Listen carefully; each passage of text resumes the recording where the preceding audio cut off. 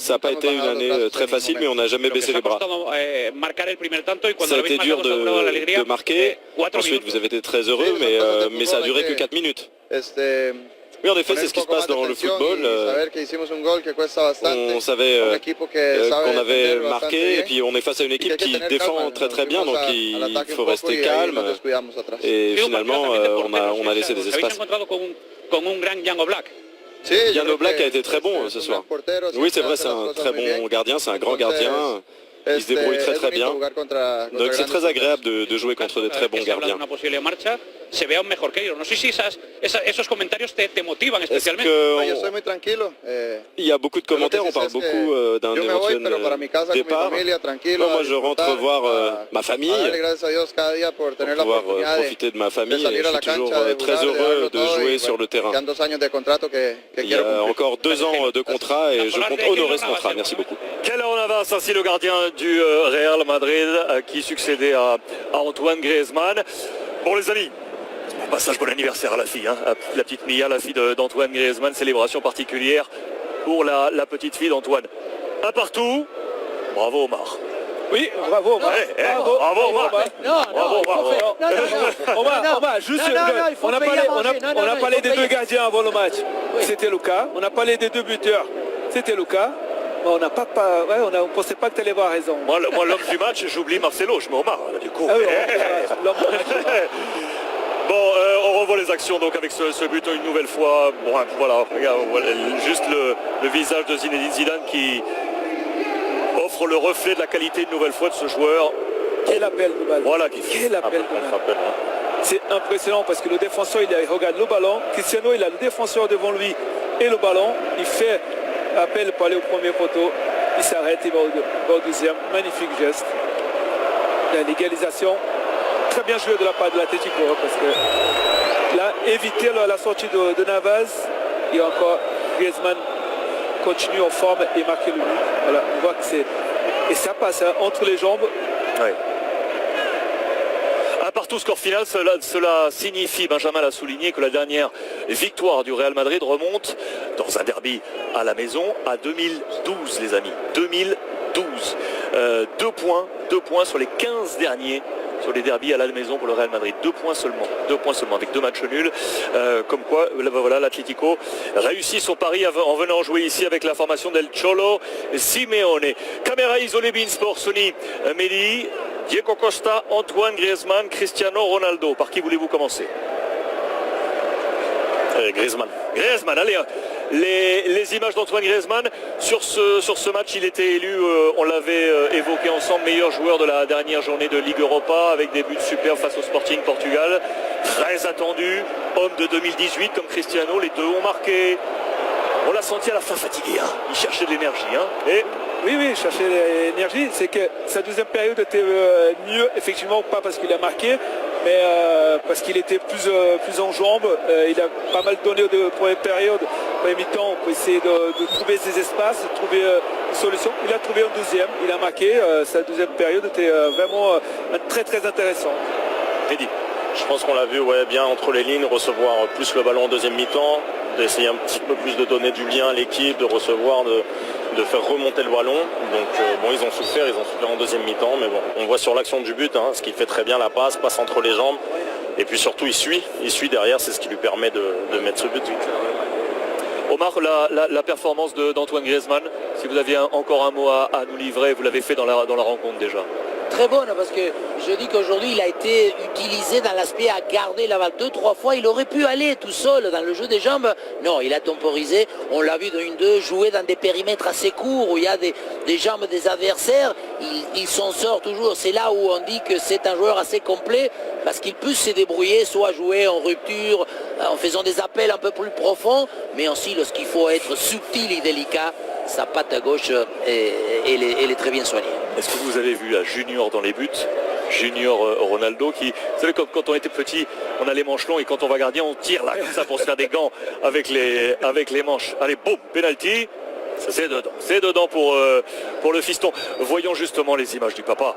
Donc avec ce but vu tout à l'heure qui succède à celui magnifique face à la Juventus de Turin. Sony, les 90, un peu moins puisque là il y a eu du coup la rotation programmée par Zinedine Zidane avec lui. Le match de CR7. Ouais, j'ai aimé son match.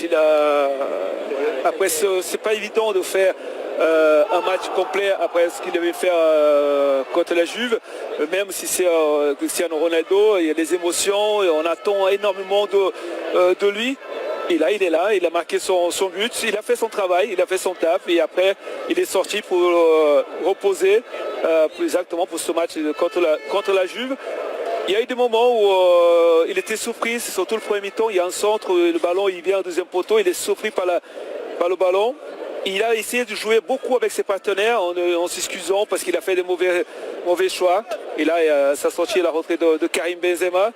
Oui, un bon match pour Cristiano, vu ce qui s'est passé la semaine avec ce but qu'il a marqué contre la Juve. Il marque encore aujourd'hui. Voilà le signe des grands joueurs. Moins de matchs que Messi, du coup, Mehdi, on le disait, c'est cette rotation programmée. On reprend ce terme avec Zinedine Zidane. Ça fonctionne, ça marche.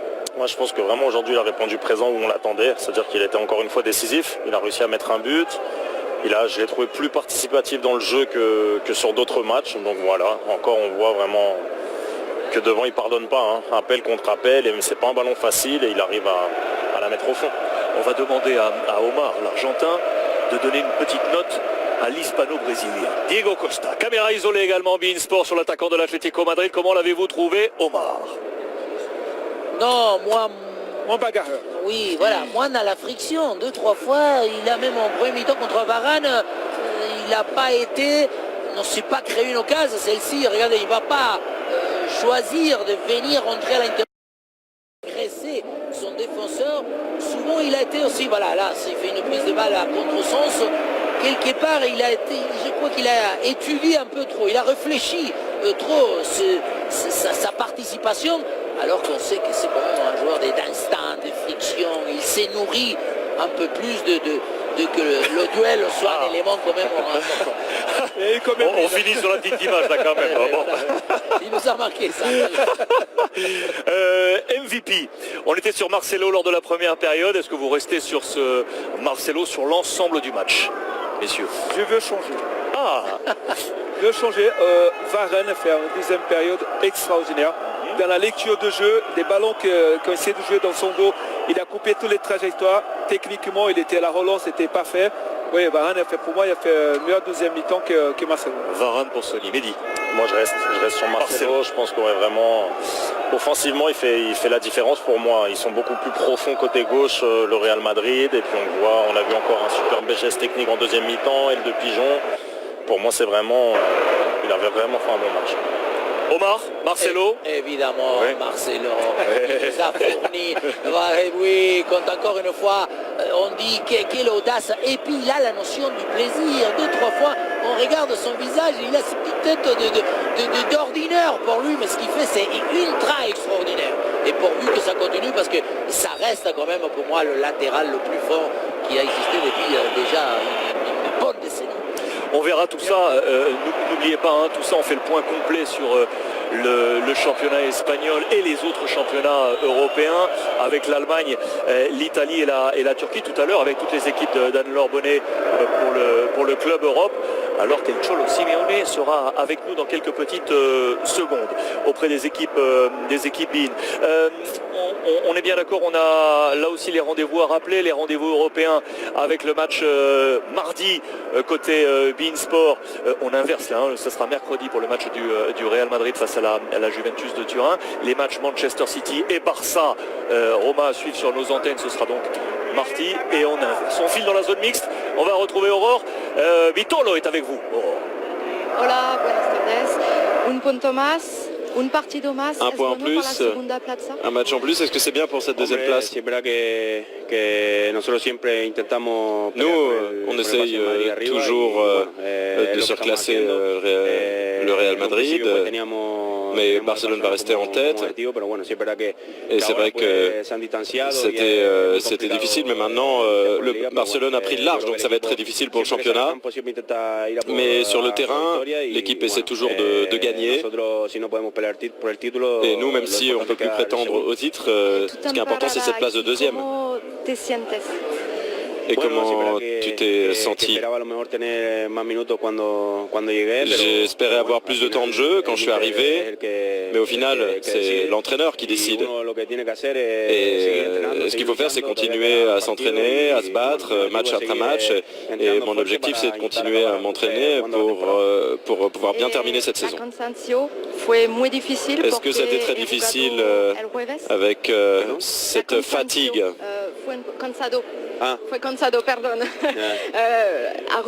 Parce que vous avez joué jeudi, alors que le Real avait joué mardi. Est-ce que ça a changé quelque chose? Non, comme le disait l'entraîneur, cette fatigue aujourd'hui, c'est vrai qu'il y a beaucoup de professionnels qui nous entourent. Il y a un staff qui fait beaucoup de travail, qui essaie de faire en sorte que nous soyons dans les meilleures conditions possibles. Et bien sûr, cette fatigue n'est pas une excuse pour le résultat. Merci à Vitolo, effectivement, d'être passé ainsi à notre micro. Si on fait le point sur le classement, messieurs les experts, on l'a dit, le Barça avec sa victoire face à Leganés 3-1, un super Messi auteur d'un triplé. Les buts, vous les revoyez ce soir donc avec Anne-Laure. Le Barça est à 4 victoires maintenant de son sacre pour être champion d'Espagne. L'Atlético consolide sa deuxième place. Est-ce qu'il va le garder jusqu'au bout? Atlético deuxième? Mais il n'y est pas sûr. Si? On va demander au Maïs, c'est tout. Moi, je pense qu'ils vont s'y accrocher. Je ne sais pas s'ils vont... Mais je pense que pour eux, c'est un objectif aussi cette saison de finir devant le Real Madrid.